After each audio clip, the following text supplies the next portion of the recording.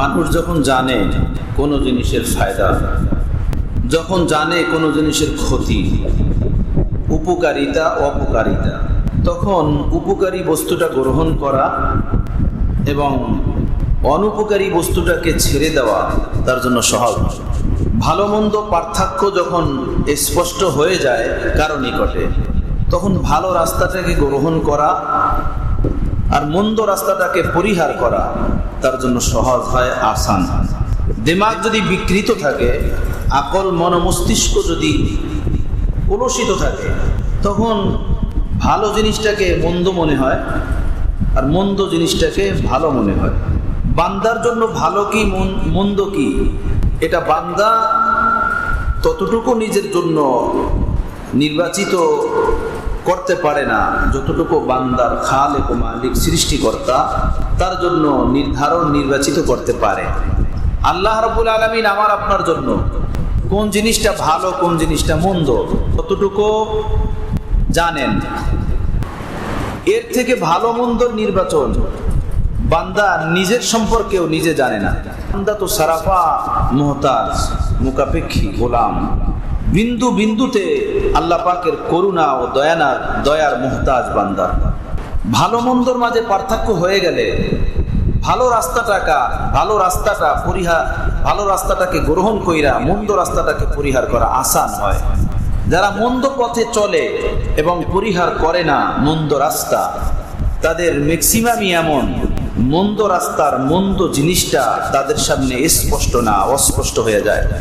বিবেক আকল এমন একটা বস্তু যে কোনো মানুষের সামনে যদি ভালো মন্দর ব্যবধান স্পষ্ট হয়, তখন বিবেক তাকে বাধ্য করবে ভালো রাস্তাটাকে গ্রহণ করতে, মন্দ রাস্তাটাকে পরিহার করতে।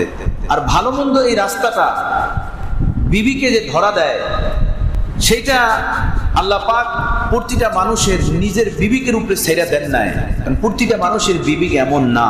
আর আল্লাহ পাকের নির্বাচন যেহেতু সবচেয়ে আলা দরজার নির্বাচন, আল্লাহ তাআলার ইন্তেখাব যেহেতু সবচেয়ে শ্রেষ্ঠ ইন্তেখাব, এজন্য ভালো মন্দর রাস্তা আল্লাহ তাআলা তার ওহির জ্ঞানের দ্বারা বান্দাদেরকে বলছেন, বান্দাদেরকে বইলা দিয়েছেন যে আমি আল্লাহ তোমার জন্য এই রাস্তাটাকে ভালো মনে করি, তোমার জন্য এই রাস্তাটাকে মন্দ মনে করি। অতএব ভালো রাস্তাটাকে গ্রহণ করো, মন্দ রাস্তাটাকে পরিহার করো। ভালো মন্দর বিবেচনা যদি আল্লাহ চাইতেন তাহলে বান্দার নিজের জ্ঞানের উপরেও ছেড়ে দিতে পারতেন। এজন্য ইমামে আজম আবু হানিফা রাহমাতুল্লাহ আলাইহি বলছেন যে আশরাফুল মাখলুকাতকে আল্লাহ তাআলা ওই জ্ঞান, ওই বুঝ বুদ্ধি দান করছেন যে সে তার জ্ঞান এবং বুঝ বুদ্ধিকে কায়নাতের উপরে ফিট কইরা তার স্রষ্টাকে সে চিনতে পারে, স্রষ্টার গোলামীকে নিজের জীবনে আনতে পারে, স্রষ্টার হুকুম মোতাবেক সে তার জীবনকে গড়তে পারে, সাজাইতে পারে। এই বুঝ বুদ্ধি আল্লাহ পাক আশরাফুল মাখলুকাত মানুষকে দান করছেন। কিন্তু আল্লাহ বড় রহমান, বড় রহিম, বড় করিম, বড় মেহেরবান। উনি তারপরেও এই বান্দাকে ভালো মন্দ রাস্তা বুঝানোর জন্য, ভালো মন্দ রাস্তাটা দ্বীনের আলোর মতো স্পষ্ট করার জন্য যুগে যুগে ঐশী বাণী ওহির মাধ্যমে পয়গম্বরদের উপরে নাজিল করছেন।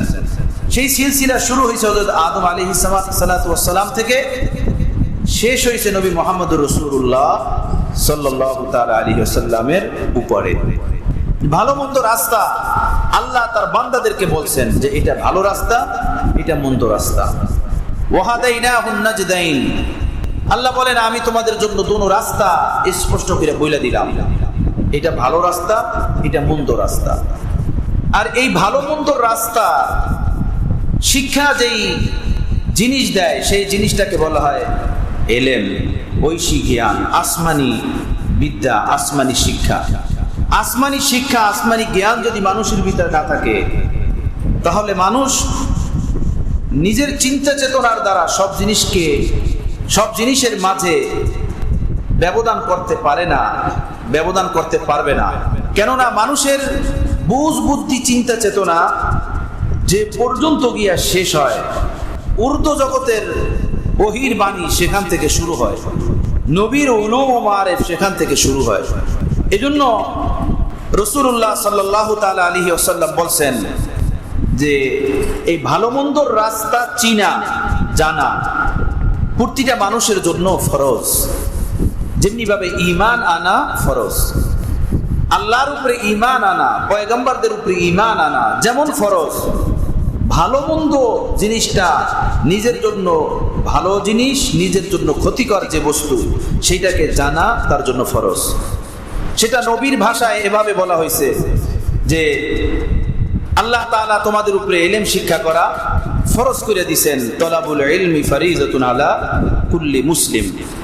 এই ইলম মানে ওই ইলম যে ইলম তোমাকে ভালো মন্দর মাঝে ব্যবধান দান করবে, ভালো মন্দের মাঝে পার্থক্য দান করবে, সেই ইলম, সেই শিক্ষা, সেই বিদ্যা তোমার জন্য শিক্ষা করা এটা ফরজ। যেমন তোমার মালিককে, মাওলাকে চিনা এবং তার উপরে ঈমান আনা ফরজ। তুমি যদি চিনতে পারো দুধ আর শরাব ভিন্ন, তখন শরাবকে পরিহার কইরা দুধকে গ্রহণ করা সহজ। যদি চিনতে পারো সুদ এবং হালাল ভিন্ন এবং বুঝতে পারো সেই জিনিসটা, তাহলে তোমার জন্য হারামকে পরিহার কইরা হালালকে গ্রহণ করা সহজ। এজন্য আল্লাহ নবী বলছেন তলাবুল ইলমি ফারিজাতুন আলা কুল্লি মুসলিম, যে ওই ইলম যে ইলম মানুষকে ভালো মন্দের মাঝে ব্যবধান দেয়, হালাল হারামের মাঝে ব্যবধান দেয়, জায়েজ না জায়েজের মাঝে ব্যবধান দেয়, আল্লাহ পর্যন্ত পৌঁছায়, এটা প্রতিটা মানুষের জন্য শিক্ষা করা ফরজ। প্রতিটা মানুষের জন্য শিক্ষা করা ফরজে আইন। যেমন নামাজ ফরজে আইন, নামাজ যেমন শিক্ষা করা, নামাজ যেমন পড়া ফরজ, নামাজের মাসলা মাসাইল শিক্ষা করাও ফরজ। নামাজের জন্য যতগুলো জিনিস লাগবে ততগুলো জিনিস জানাও ফরজ। নামাজ যেমন ফরজ, নামাজের ভিতরে একটা বিষয় আছে কিরাত পড়া, কোরআনে পাকের তেলাওয়াত করা, শুদ্ধভাবে কোরআন শরীফ তেলাওয়াত শিক্ষা করাও কি ফরজ। কথা বুঝতেছেন আমার বন্ধুরা, আমার ভাইয়েরা? এটা হলো আসমানি জ্ঞান, আসমানি বিদ্যা। ততটুকু শিক্ষা করা তার জন্য ফরজ যতটুকু হুকুম আল্লাহ পাকের পক্ষ থেকে তার উপরে অর্পিত হয়, তার উপরে আসে।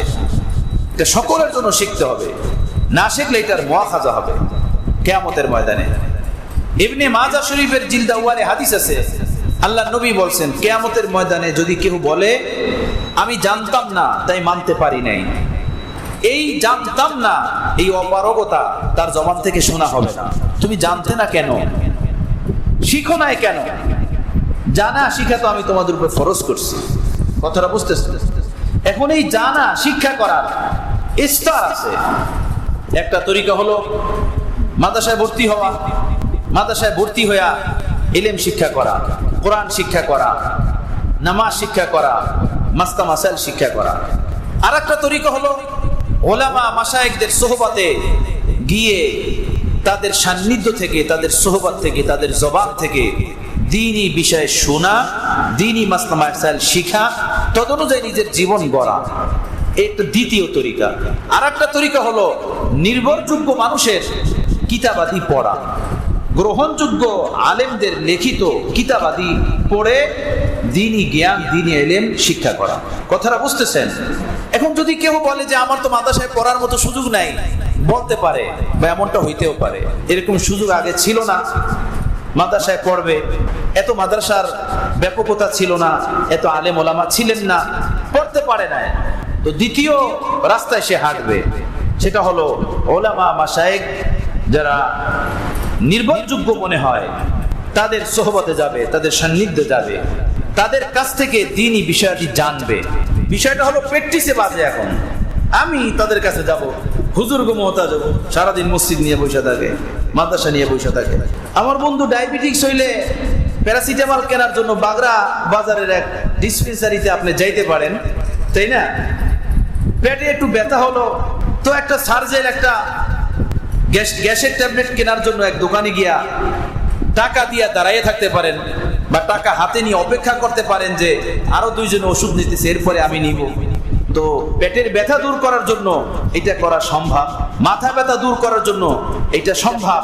তো চিরস্থায়ী আখিরাতের জন্য আলেম ওলামা মাশায়েখ যারা দ্বীনের ডাক্তার, ইসলামের ডাক্তার, যারা দ্বীন সম্পর্কে বিশেষজ্ঞ, যারা মানুষকে দিন দিতে জানেন, যারা নিজের জীবনকে দিন মতো গড়েন, তাদের কাছে যাইতে আমার শরম কেন, আমার হায়া কেন?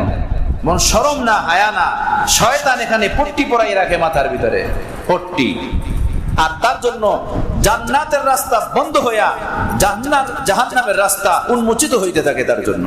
হ্যাঁ, এই সমস্ত মানুষ ধোকায় পইরা নিজের দুনিয়াকে জাহান্নাম বানাইয়া পরে ক্ষণস্থায়ী দুনিয়াতে চিরস্থায়ী জাহান্নামে হইয়া কবরের দিকে হাঁটে। তো আমার বন্ধু, কোন মানুষ এমন হইতে পারে যে তার জন্য ইলমে দ্বীন শিক্ষা করার মতো সুযোগ তার কাছে নাই, তার ওই বয়স নাই, তার ওই সুযোগ নাই। তার জন্য উচিত এই দ্বিতীয় রাস্তায় হাঁটা। আলেম, মাশায়েখে এজাম, বুজুর্গানে দ্বীন, যাদের কাছে কোরআন সুন্নাহের সঠিক ইলম আছে, শিক্ষা যাদের নিকটে আছে, তাদের কাছ থেকে দ্বীন শিখা, তাদের সোহবতে বসা, তাদের কাছে আসা যাওয়া করা, তাদের কথাবার্তা শোনা, তাদের বয়ানাদি শোনা, এর দ্বারাও দ্বীনের বিপুল পরিমাণ বিদ্যা, জ্ঞান, শিক্ষা, ইলম আপনি অর্জন করতে পারেন, আমি অর্জন করতে পারি। কথাটা বুঝতেছেন? হ্যাঁ। বাকি এই অর্জন করার মতো, শিখার মতো মনোমানসিকতা নিয়ে যাওয়া এবং সেগুলোকে ইয়াদ রাখা, স্মরণ করা, চর্চা করা, ফিকির করা। যদি মাথা অনেক বেশি দুর্বল থাকে, কমজোর থাকে, তো নিজের পকেটে নোটবুক রাখা, যে দিনের যে বিষয়গুলো আমার দরকার, যেটি শুনলাম সেটি লিখে রাখবো, যেটা প্রয়োজন এখন জানার মতো কোনো লোক পেলাম না, ওইটা আমি ডায়েরি বের করে পকেটের ভিতরে লিখে রাখি। কোনো আলেমের কাছে গেলাম, কোনো গ্রহণযোগ্য কোনো আলেমে দ্বীন আমি পেলাম, তার কাছে আমি জিজ্ঞেস করবো দিনের এই বিষয়টা কি, এই মাসআলাটা কি, এই ব্যাপারটা কি। কথাটা বুঝতেছেন? এক সাহাবী মদিনা মুনাওয়ারাতে বসবাস করতেন। উনি একজন মানুষ থেকে শুনতে পাইলেন যে দামেশকে আল্লাহর নবীর একজন সাহাবী আছে, উনি আল্লাহর নবীর থেকে একটা হাদিস এমন বর্ণনা করেন যেই হাদিসটা একমাত্র উনি আল্লাহর নবীর জবান থেকে সরাসরি শুনছেন, মাঝখানে আর কোনো মাধ্যম নাই, উনি সরাসরি শুনছেন। মদিনার এই সাহাবী ভাবলেন, আল্লাহর নবীর থেকে যে সাহাবী ডাইরেক্ট সরাসরি হাদিসটা শুনছেন, আমি কারো ভায়া হওয়া ব্যতীত, কারো মাধ্যম হওয়া ব্যতীত এই হাদিসটা তার জবান থেকে শিখবো, তার জবান থেকে শুনবো। এই মন নিয়া, এই চিন্তা নিয়া মদিনা থেকে বের হলেন। উট নিয়া, উটের পেটে সফর শুরু করলেন মদিনা থেকে। কয়েক হাজার মাইলের রাস্তা না, বহু দূর না। কোথায় দামেশ আর কোথায় মদিনা, কোথায় ইরাক, শাম আর কোথায় মদিনা। এই লম্বা সফর অতিক্রম কইরা ওই সাহাবীর বাড়ি পর্যন্ত আসলেন। এসে আওয়াজ দিলেন। ওই সাহাবী বাড়ি থেকে বের হলেন, বললেন, আমি মদিনার উমুক সাহাবী আল্লাহ রাসূলের। কেন আসা হলো, কিভাবে আসলেন? উনি বললেন, আমি লোকমুখে শুনেছি আল্লাহ নবীর জবান থেকে আপনি একটা হাদিস সরাসরি শুনছেন, যে হাদিসটা আর কেহ শোনে নাই। আমি চাইলাম যে হাদিসটা হুবহু যেভাবে আপনি আল্লাহ নবীর জবান থেকে শুনছেন, আপনার জবান থেকে শোনার জন্য এই লম্বা সফর করে আসলাম।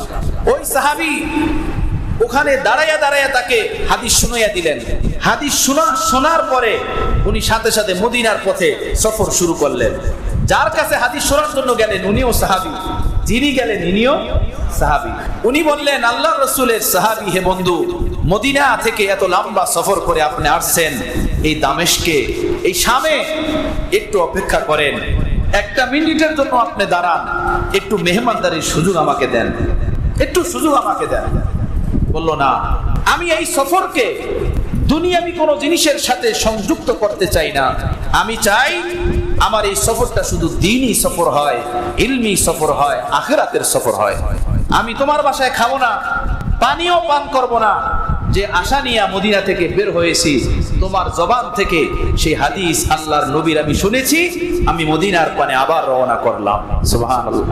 ওই সাহাবী বললেন, হে আল্লাহ রাসূলের সাহাবী, বিষয় যদি তাই হয় তাহলে আমি তোমাকে আরেকটা হাদিস শুনাই, শোনো। আল্লাহর নবীর জবান থেকে আমি এই হাদিস শুনছি, মান সালাকা তরিকান ইয়ালতামিসু ফীহি ইলমান সাহালাল্লাহু বিহি তরিকান ইলাল জান্নাহ। যে ব্যক্তি কোনো পথ চলা শুরু করলো, তার ইচ্ছা শুধু এই যে দ্বীনি ইলম শিক্ষা করবে, দ্বীনি জ্ঞান শিক্ষা করবে, ঐশী বাণী শিক্ষা করবে, আল্লাহর নাজিলকৃত কোরআন, নবীর বর্ণনাকৃত হাদিস শিক্ষা করবে, এই আশা নিয়ে যে ব্যক্তি ঘর থেকে একটা পাও বের হলো, আমি আল্লাহ নবী মুহাম্মদ রাসূলুল্লাহ জবান থেকে শুনছি, তার জন্য দুনিয়া থেকে নিয়ে জান্নাত পর্যন্ত পুরোটা রাস্তা জান্নাতে পরিণত হয়ে যায়। দুনিয়া থাকে না, তার রাস্তা দুনিয়ার পাও জান্নাতের পাও থাকে। অর্থাৎ এই ইলমের রাস্তায় পাও দিল মানে জান্নাতের রাস্তায় সে পাও দিল। সুবহানাল্লাহ বিহামদিহি। গেলেন এক হাদিস জানার জন্য, সাথে আরো এক হাদিস যাই না আসলেন। মদিনা থেকে সফর করলেন শাম পর্যন্ত একটা হাদিস জানার জন্য। অথচ ওই ব্যক্তি কে? তিনি হলেন সাহাবী, যে সাহাবী সম্পর্কে আল্লাহ পাক কোরআনে বলছেন রাদিয়াল্লাহু আনহুম ওয়া রাযু আন, আমি আল্লাহ তোমাদের উপরে রাজি হয়ে গেলাম, তোমরা আমার উপরে রাজি থাকো, আমি আল্লাহ তোমাদের উপরে রাজি হয়ে গেলাম। তারা এর উপরে অপেক্ষা করে নাই যে আমি তো বহু কিছু জানি, আমি তো আল্লাহর নবীর সাহাবী, একটা বিষয় জানেন না, সেজন্য এত লম্বা সফর করে মদিনা থেকে শাম পর্যন্ত পৌঁছছেন। বলুন তো, আমার আপনার জীবনে জানা অধ্যায় বেশি নাকি না জানা অধ্যায় বেশি? জানা অধ্যায় বেশি না না জানা অধ্যায় বেশি? তারপরে আমি যে বিষয়গুলো জানতেছি না, না জানা অধ্যায় বেশি। এটা কিসের কারণে? এই জন্য যে আমাদের দেশে আলেম ওলামা নাই, আমাদের দেশে মাদ্রাসা নাই, আমাদের দেশে শিক্ষা নাই, আমাদের দেশে দ্বীন নাই। কোথা থেকে শিখবো? কার কাছ থেকে জানবো? কার কাছে যাব? কেন এমনটা হলো? বিষয়টা তো এমন না। আমাদের ঘরে ঘরে কোরআন, ঘরে ঘরে দ্বীনি কিতাব, মহল্লায় মহল্লায় মসজিদ, মহল্লায় মহল্লায় মাদ্রাসা, আশপাশে মাদ্রাসা, বড় বড় আলেমে দ্বীন, মুফতিয়ানে কেরাম, মুহাদ্দিসিনে কেরাম, নির্ভরযোগ্য আলেমে দ্বীন সমাজে এখনো পাওয়া যায়। তারপরও দ্বীনের ইসলামের এক বিশেষ অধ্যায় আমার অজানা কেন, যেটা আমার উপরে জানা ফরজ। হ্যাঁ, আমি আপনাকে মুফতি হওয়ার জন্য বলি না, মুহাদ্দিস হওয়ার জন্য বলি না। যে বিষয়গুলো আমার জন্য ফরজ শিক্ষা করা, ফরজে আইন, যে বিষয়টা আল্লাহ নবী বলছেন তলাবুল ইলমি ফরিজাতুন আলা কুল্লি মুসলিম, যে প্রতিটা মুসলমান নরনারীর উপরে ইলমে দ্বীন অর্থাৎ নামাজ, ঈমান, ইসলাম, যাকাত, আখলাক, ইবাদত, আকায়েদ, মুআমালাত, মুআশারাত, এই সব জিনিস সম্পর্কে, এই সব জিনিসের উপর দিয়ে যেহেতু তার অতিক্রম করতে হয়, ঈমান আনার পরে আকীদা ঠিক রাখতে হয়, ইবাদত ঠিক করতে হয়, মুআমালাত ঠিক করতে হয়, মুআশারাত ঠিক করতে হয়, আখলাকি জিন্দেগি গড়তে হয়, এই পাঁচটা কাজ যেহেতু তার করতে হয় সামাজিক জিন্দেগিতে বসবাস করার জন্য, এজন্য এই পাঁচও বিষয়ে তার যথার্থ পরিমাণের শিক্ষা, দ্বীনি শিক্ষা, ঐশী ইলম, ঐশী বাণী শিক্ষা করা ফরজে আইন। কথাটা বুঝতেছেন? তো আমার জীবন এতটা অজ্ঞতার ভিতরে পড়ে আছে কেন? অন্ধকারের ভিতরে পড়ে আছে কেন? আমার বন্ধুগণ, কি কারণে? এই পৃথিবীতে এমনও রাষ্ট্র আছে যেখানে এক এক জেলার ভিতরে একজন আলেম পাওয়া যায় না, এক একটা শহরের ভিতরে একজন দ্বীনদার মানুষ পাওয়া যায় না যার কাছে দ্বীনের কোনো মাসলা মাসাইল শিখা যায়। ইন্টারনেট এর জমানা, কম্পিউটারের জমানা, কত দেশ বিদেশ থেকে ভাইরা বন্ধুরা ফোন করে, আপনি কল্পনাও করতে পারবেন না এমন স্থানে বসবাস করে তারা উযু ভাঙার কারণটা পর্যন্ত জানে না। হ্যাঁ, পেশাব করলে উযু চলে যায়। হ্যাঁ, এমনি ভাবে শরীর থেকে রক্ত বের হলে উযু চলে যায়, স্ত্রীর সাথে মেলামেশা করলে উযু চলে যায়, এই মাসলাটা পর্যন্ত জানে না। এমন দেশ আছে, এমন দেশে মুসলমান বসবাস করে। কিন্তু আমি আর আপনি কি এমন? বলেন তো, আমি আর আপনি এই মাসলাগুলো জানি না কেন? কেন আমার এই বিষয়গুলো অজানা?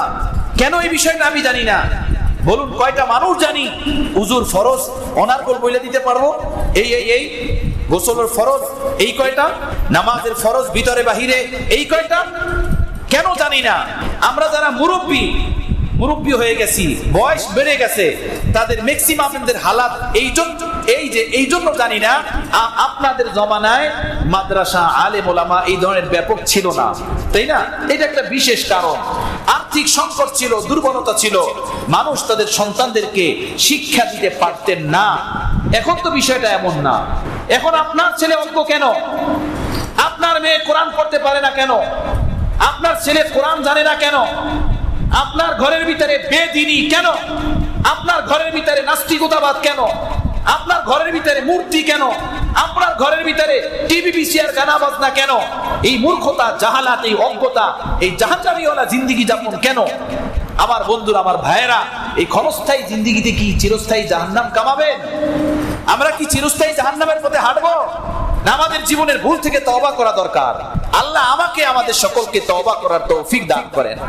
তো আমি বলতেছিলাম, ইলমে দ্বীন শিক্ষা করার তিনটা রাস্তা। একটা হলো মাদ্রাসায় ভর্তি হইয়া ইলমে দ্বীন শিক্ষা করা। এই সুযোগটা নাই, তো এই সুযোগটা তো আল্লাহ আমার জন্য রাখছেন যে আমি আলেমদের কাছে যাব, আল্লাহ ওয়ালাদের কাছে যাব, ওলামা মাশায়েখ। আমি যে কারো কাছে বসতে বলতে বলি না, গ্রহণযোগ্য আপনার কাছে যাকে গ্রহণযোগ্য মনে হয়, আপনি আপনার এলাকার আলেমদের কাছে জিজ্ঞেস করেন, ভালো মানুষদের কাছে জিজ্ঞেস করেন যে আমাকে কোনো গ্রহণযোগ্য আলেমের সন্ধান দেন, যার কাছে গিয়ে আমি দ্বীনের সঠিক বিষয় জানতে পারবো, সঠিক বিষয় বুঝতে পারবো, তদনুযায়ী আমি আমার জীবনটাকে গড়তে পারবো। এমন কোন আলেমী দ্বীনের কাছে গিয়া নিজের জীবনের ভুল অধ্যায়গুলোকে সংশোধন করা, অন্ধকারে নিমজ্জিত অধ্যায়গুলোকে হেদায়েতের ঐশীল বাণীর জ্ঞানের দ্বারা আলোকিত করা, আলোকময় বানানো। কথাটা বুঝতেছেন ভাইরা? আমার প্যারে মুর্শিদ রহমতুল্লাহ আলাইহি এক সন্তমালার ভিতরে এভাবে এই বিষয়টাকে বলছেন, মুনাওয়ার কর দে ইয়া রব মুঝকো তাকওয়া কে মুআলিম সে, মুনাওয়ার কর দে ইয়া রব মুঝকো তাকওয়া কে মুআলিম সে, तेरे दर तक जो पहुंचा दे मिला दे ऐसे आलिम से, कुतुब खाने तो अख्तर बहुत है आफाक आलम में, मिलो तुम जो हो मौला का आलिम, मिलो तुम ऐसे आलिम से, जो हो मौला का आलिम, मिलो तुम ऐसे आलिम से। যে আল্লাহর সাথে তোমাকে জোড়াইয়া দিতে পারবে এমন ইলমে ঐশী জ্ঞানের যোগ্যতা রাখে, এমন ঐশী বিদ্যা যার কলবে, যার জীবনে আছে, এমন আলেম দ্বীনের সাথে আপনি ওঠা বসা করুন, তার সাথে চলুন, তার সাথে বন্ধুত্ব করুন। যে বন্ধুত্বের সময়টা আপনার বাজারে কাটে, চার দোকানে কাটে, TV VCR, mobile, Facebook, YouTube, ইন্টারনেটে কাটে, আমার বন্ধু তার থেকে একটা সময় বের করে এই আলেমদের সাথে ওঠা বসা করুন। আপনার জিন্দেগিটা ঠিক হয়ে যাবে, ভুল সংশোধন হবে, পাপ থেকে, জাহান্নামের রাস্তা থেকে আপনার তওবা নসিব হবে, ভুলের এবং অন্ধকারের রাস্তা থেকে তওবা কইরা এক নূরানি হায়াত, নূরানি জিন্দেগি আপনি পেয়ে যাবেন, আমি পেয়ে যাব। কথাটা বুঝতেছেন ভাইরা? হে যুবকরা, বুঝতেছো তোমরা? আল্লাহ আমাদের সকলকে দান করেন, আল্লাহ তৌফিক দান করেন। নিয়ামত থাকতে কদর করি, যৌবন থাকতে কদর করি, সময় থাকতে কদর করি। এই যৌবন থাকবে না, এই সময় থাকবে না, এই নিয়ামত, এই হালাত সর্বদা এক রকমের থাকে না ভাইয়েরা। এজন্য সুস্থতা আছে, সময় আছে, যৌবন আছে, সুযোগ আছে, আলেম ওলামা আমার আশপাশে আছে, এদের কাছ থেকে আমি উপকৃত হই, আবার যৌবনকে আমি কাজে লাগাই। যাই হোক, এটা হলো দ্বিতীয়, যে ইলমে দ্বীন শিক্ষা করা আলেম ওলামাদের সোহবত থেকে। তৃতীয় হলো, এইটাও সম্ভব না তো গ্রহণযোগ্য আলেমদের নির্ভরযোগ্য কিতাবাদি মোতালা করা। বাকি এটা নিজের মন মতো নির্বাচিত না করা কিতাব, ওই কিতাব পড়লাম, ওই বাজারে কিতাব পড়লাম না। আলেমদের কাছে জিজ্ঞেস করেন যে আমি দ্বীনি জ্ঞান শিক্ষা করতে চাই, এই সম্পর্কে নির্ভরযোগ্য কিছু কিতাবের সন্ধান আপনি আমাকে দেন। কথাটা বুঝতেছেন? যে কোনো কিতাব পড়া যায় না, যে কোনো লেখকের কিতাব পড়লে বিদ্যা অর্জন হয় না, আরো গোমরাহি আসে। আমার ভাইয়েরা বুঝতে পারতেছেন? এটা হলো তৃতীয় বিষয়। আমার ভাইয়েরা, যাই হোক, যেটা আমি বলতে চাইছি সেটা বলি, সেটা হলো এই, আপনাদের যৌবনকালে বা আপনাদের ছোট্ট বেলাতে এভাবে মাদ্রাসা ছিল না, পড়ালেখার এত সুযোগ ছিল না। এখন তো আমরা আমাদের সন্তানদেরকে পড়াইতে পারি না, আমাদের সন্তানদেরকে দ্বীন শিক্ষা দিতে পারি, কোরআন শিক্ষা দিতে পারি, মাস্তা মাসাইল শিখাইতে পারি। আমার বন্ধু, আমার ভাইরা, শুধু বাচ্চাদের জন্য কাপড় চুপড় আনা, বাজার থেকে মাছ গোস্ত আইনা লালন পালন করা, এইটাই আমার আপনার দায়িত্ব না। তাদেরকে খোদার পরিচয় দেওয়া আপনার আমার দায়িত্ব, আপনার আমার এটাও দায়িত্ব। এই বাংলাদেশের এক ঘটনা, এক ছেলে বিশাল বড় বেয়াদবি করছে তার বাবার সাথে। এটা সমাধার জন্য বাবা গেলেন এক আলেমের কাছে। বাবা এবং ছেলেকে আলেম ডাক, ওই মৌলানা বড় আলেম, উনি ডাকছেন তাকে বুঝানো শুরু করলো, ছেলেকে বাবার হক আদায় করো, মায়ের হক আদায় করো, পরিবারের হক আদায় করো, এমন জুলুম কেন করো, বা আব্বা আম্মাকে কেন কষ্ট দাও। এভাবে বুঝানোর এক পর্যায়ে ছেলে বলল, হুজুর হাকিকত হলো এই, আমি বড় হওয়ার পর থেকে আমার বাবা আমাকে স্কুল কলেজে পড়াইছে, এরপরে টাকা পয়সা কামানোর জন্য আমাকে বিভিন্ন জায়গাতে পাঠাইছে, বিভিন্ন জিনিসের সন্ধান দিছে যাতে আমি টাকা পয়সা কামাইতে পারি, তাদের চাহিদা পূরণ করতে পারি। বাকি আমার বাবা মার হক কি আমার উপরে, সেইটা আমার বাবা মা আমাকে শিক্ষা দেয় নাই, সেই তালিমই আমার ভিতরে নাই। আমি জানি না বাবা মার সাথে সদ আচরণ কাকে বলে, আখলাক কাকে বলে, সেটা তো আমার জানাই নাই। ওই আলেম চুপ হয়ে গেলেন একদম। এইরকমই একটা ঘটনা হযরত ওমর রাদিয়াল্লাহু তাআলা সম্পর্কে আছে। এক বাবা হযরত ওমরের কাছে গিয়ে শিকায়ত করছিলেন, অভিযোগ করছিলেন যে আমার ছেলে আমার হক আদায় করে না। হযরত ওমর তাকে ডাকাইলেন, তাকে শাস্তি দিতে চাইলেন। ছেলে বলল, ইয়া আমিরুল মুমিনিন, আপনি আমাকে শাস্তি দেন, শাস্তি আমি মাথা পেতে নিব। এর আগে আপনি আমার একটা কথা শুনেন। বলো কি কথা?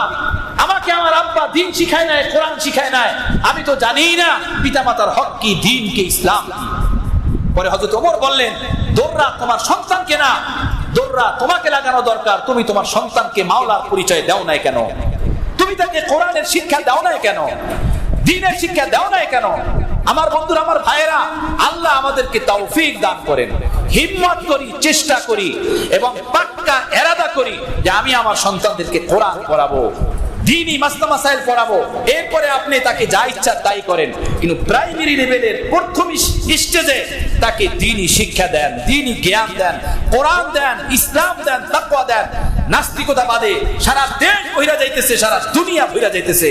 মুসলমানের সন্তানরা মুসলমানের মায়ের দুধ পান করে বড় হয়ে তারা ইসলামের বিরুদ্ধে, কোরআনের বিরুদ্ধে, আযানের বিরুদ্ধে, ইসলামের বিরুদ্ধে তারা মন্তব্য করে, কটাক্ষ করে, আলেম ওলামা নিয়া, দাড়ি টুপি নিয়া।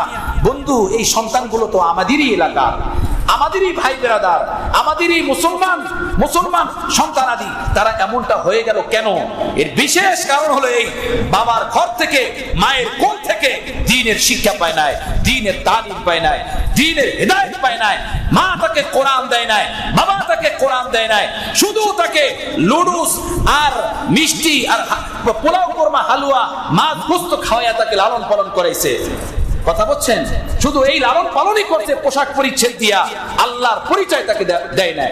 এজন্য মুসলমান ঘরে জন্ম হওয়ার পরেও নাস্তিক মুরতাদের সমাজ ঘুরে যাইতেছে। কথা বলা যায় না, সাথে সাথে সেখানে ব্যারিকেড দিয়ে দেয় নাস্তিক মুরতাদরা এবং মুসলমান সমাজের ছেলে সন্তানরা। বিশেষ কারণ হলো এই যে প্রাথমিক পর্যায়ের যে শিক্ষা দরকার ছিল, যেটা দ্বীনি শিক্ষা, যে সম্পর্কে আপনারা জানেন। আমাদের প্রাইম মিনিস্টার এই বিষয়টা একবার বলছিলেন যে আপনারা আপনাদের সন্তানদেরকে প্রাইমারি লেভেলের দ্বীনি শিক্ষাগুলো নিজ নিজ এলাকায় এটা জরুরি করে নেন, আপনারা করেন। আপনারা জানেন এরকম একটা কথা উনি বলছিলেন না? যাই হোক, কারণ তাদেরও জানা আছে যে এই দেশে দুর্নীতিবাজ কারা, মদের ব্যবসা কারা করে, ইয়াবার ব্যবসা কারা করে, নারীর ব্যবসা কারা করে, জুয়ার ব্যবসা কারা করে, সুদ ঘুষ কারা খায়, এরপরে কতল কেতাল কারা করে, এবং লবিং কারা করে, আন্তর্জাতিক মানের দুর্নীতি চাঁদাবাজি কারা করে, সরকারেরও জানা আছে। এর সাথে ওলামা মাশায়েখ জড়িত, দিনদার তবকার লোক জড়িত না, কারা জড়িত তারাও জানে। হ্যাঁ, এই জন্যই তো তারাও এটা বলতে বাধ্য যে আপনারা আপনাদের সন্তানদেরকে দ্বীনি শিক্ষা দেন, প্রাইমারি লেভেলের শিক্ষাটা তাদেরকে দ্বীনি দান করেন। আমার ভাইয়েরা, আপনারা কি বিষয়টা বুঝতে পারতেছেন? এজন্য ভাইয়েরা, আপনারা এই ব্যাপারে সজাগ দৃষ্টি রাখেন। প্রতিটা ভাই আমরা এই ইরাদা করি পাক্কা যে আমি আমার সন্তানকে, ছেলে হোক কিংবা মেয়ে হোক, প্রাইমারি লেভেলের শিক্ষাটা আমি দ্বীনি শিক্ষা তাকে দান করব। এখন তো মাদ্রাসা